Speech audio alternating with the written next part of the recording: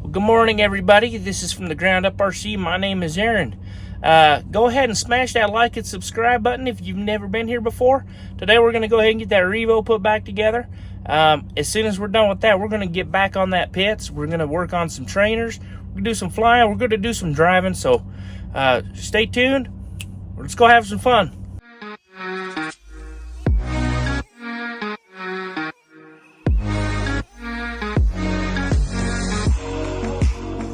Alright, let's go ahead and get our servos put back in and all of our electronic stuff, the radio box, steering servo mount, fuel tank. They should be a 3mm by a 15mm or so long screw. What you'll want to do is get your servo in here and lined up. There's a little pin on the front of your servo. Unless you took your mounts off, then make sure your output arm's toward the rear of the truck. Just go ahead and get started. Do the two on the inside, and then there's a guard that goes on the outside. Get your guard, same length screws. Go ahead and set it on there. Doesn't really lock in, just kind of gotta hold it. All right, now we'll go ahead and put this post in for the fuel tank. It just sits in here like this. There's a little knob. It faces toward the inside of the chassis. Drop that screw on there. It's a 3mm by short. Just snug it up. Doesn't need a lot of pressure on it. Take our receiver box. Go ahead and set it in there like that. It just uses these two little shorties up here in the front. Put your battery in. Slide this cover in from the front. Set it across there in the back. Uses a 4mm screw back here. Holds it in. Go ahead and flip it over.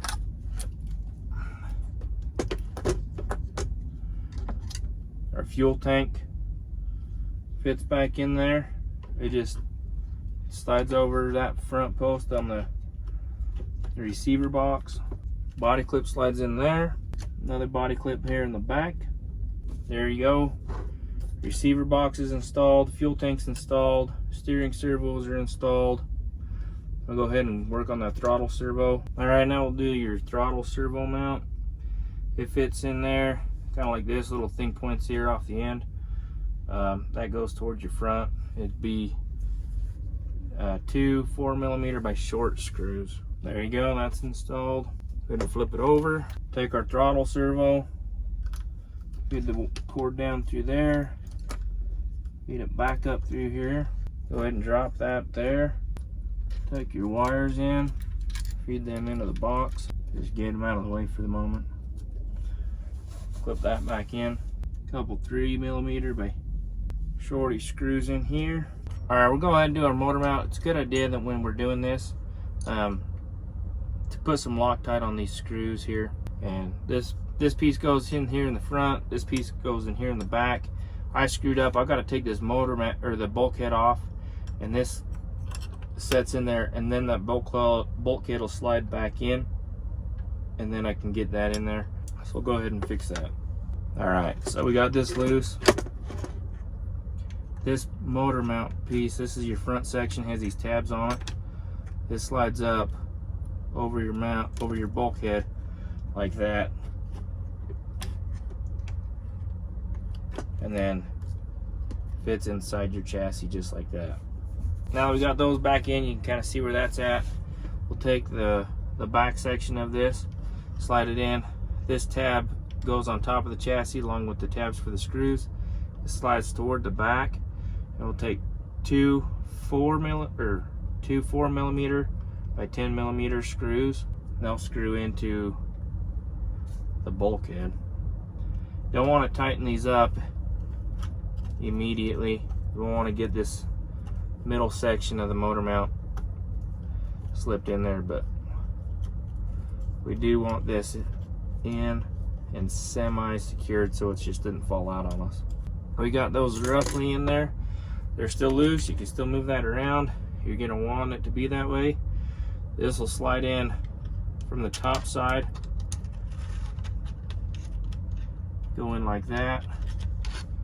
You want that hole comes back here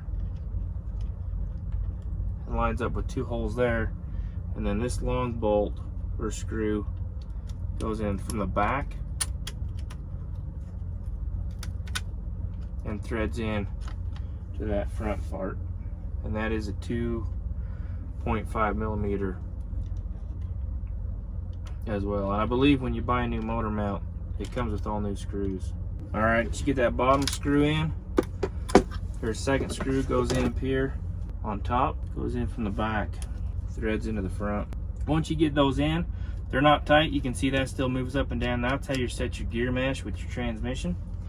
You're gonna want to put Loctite on those, by the way. I didn't do it because I haven't degreased them, and Loctite doesn't work that well on a greasy bolt. When I get the chassis brace, I'll pull all the motor mount screws back out, clean them up, put Loctite on them. So we got those in. Now we can go ahead.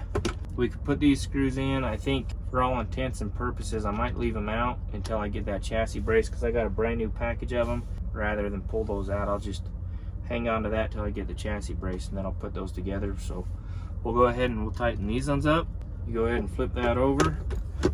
Now pretty much what we got left to do on here is put our motor back on, do our shocks, our rockers, our push rods, and our transmission. We got to fix this slipper clutch assembly and put a new spur gear on. I'll go ahead and do that. I believe this is an 8 millimeter. I don't have a socket nearby, so I got a crescent wrench handy. You go ahead and you can slip an Allen wrench through that shaft. Otherwise, good luck getting this off. Grab that nut and just spin it. You know, you might think you can hold on to that gear, but once that bolt gets loose, that's just going to spin. All right, so there's our disassembled slipper clutch assembly. You can see it's broken, the gear's stripped out. There is a bearing inside there, by the way. But we got new pressure plate, rebuild kit for the slipper clutch, and we got a new spur gear. So we'll go ahead and get that installed. Take your pressure plate, go ahead and stick it on. There's a pin, lines up with the pin. All right, now that we got this halfway assembly, you want to put this bearing in here. And the only time that's really going to spin, I believe, is when that clutch is slipping. This shows the way that these bearings need to, or these washers need to sit. They'll have a curve to them, and you want the outside edges to set to each other so they cup together. Get our nut up, get it started on there, in through that.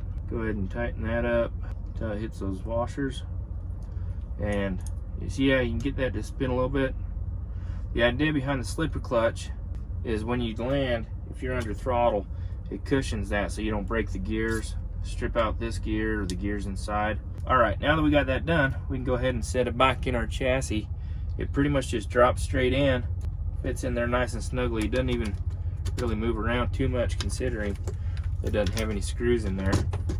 And then you can kind of flip it over, set it down, something like that.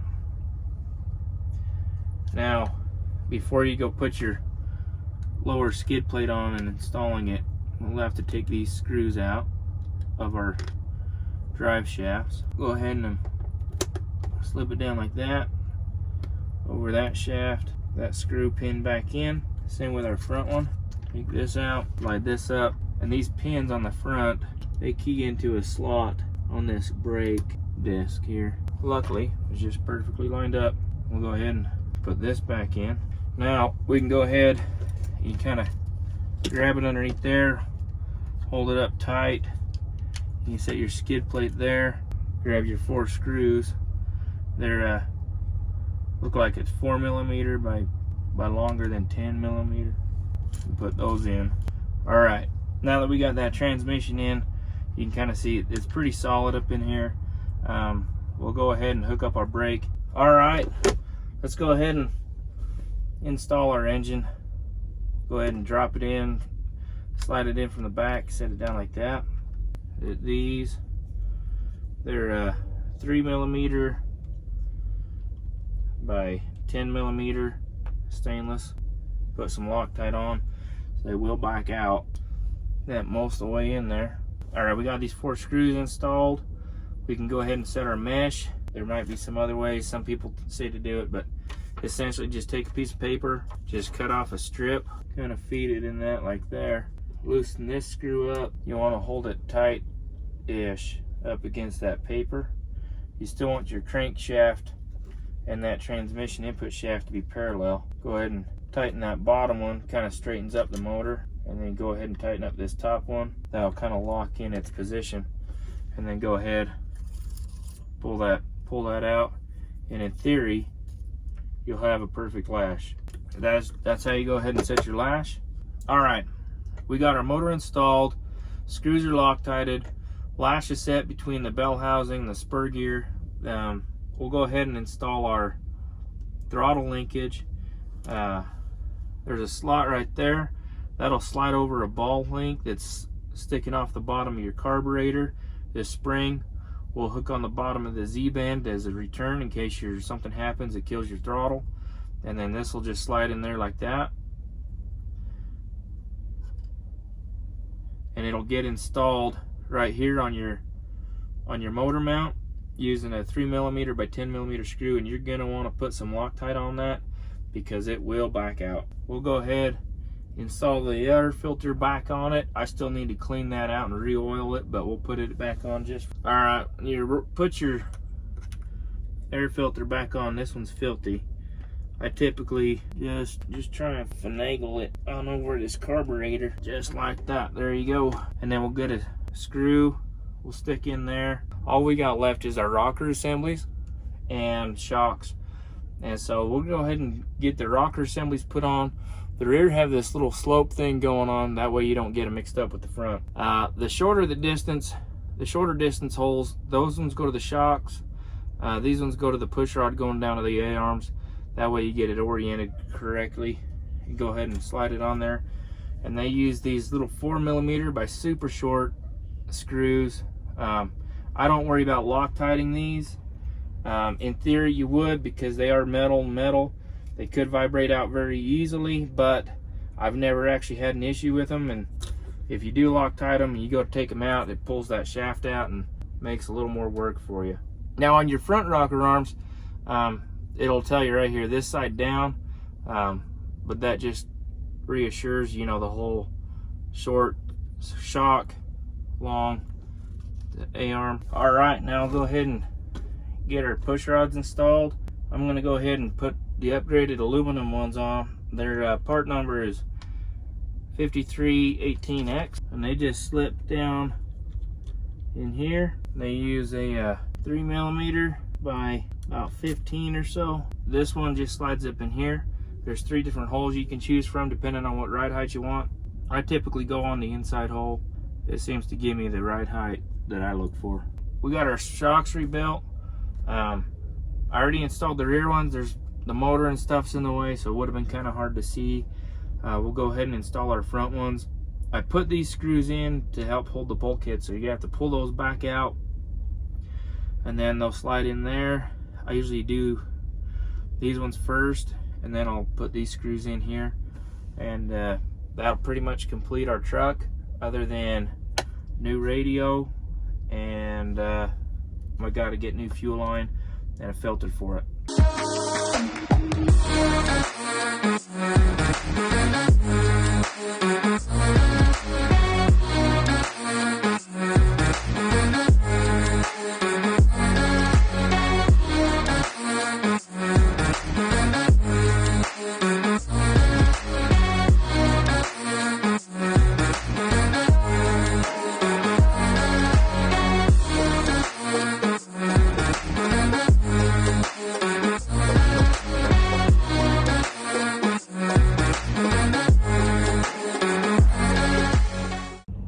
Well, thank you for watching. If you found this video helpful, hit that like and subscribe button. Don't forget to send it to your friend if he's got a Revo that he needs to get back on the road. Next week, we'll be working on an airplane, and then hopefully in the future, we'll do some flying and some driving. So let's have some fun. Stay tuned. See you next week.